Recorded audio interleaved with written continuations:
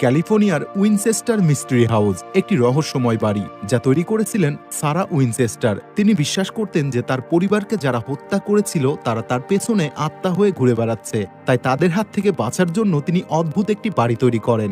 এই বাড়িতে এমন অনেক দরজা ও জানালা আছে যেগুলো কোথাও নিয়ে যায় না।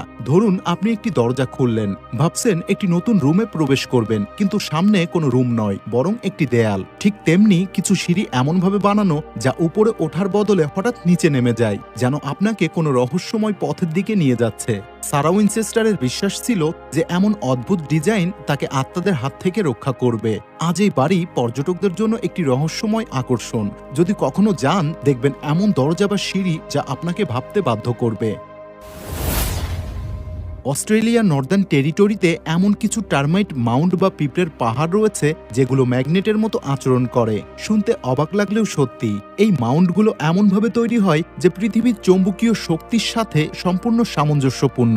এই মাউন্টগুলো বালি, মাটি আর পিঁপড়ের নিজস্ব উপাদানে তৈরি। প্রতিটি মাউন্ট সবসময় উত্তর বা দক্ষিণ দিকে মুখ করে থাকে।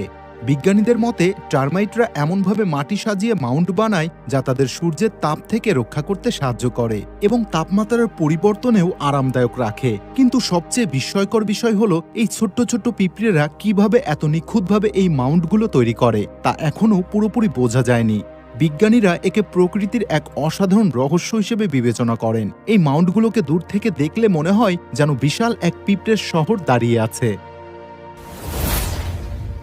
যুক্তরাষ্ট্রের ওয়াইমিং রাজ্যে অবস্থিত দ্য ডেভিলস টাওয়ার একটি রহস্যময় এবং অদ্ভুত পাহাড়। 526 ফুট উঁচু এই পাহাড়টি দেখতে যেন ঠিক একটি বিশাল পাথরের সিলিন্ডারের মতো।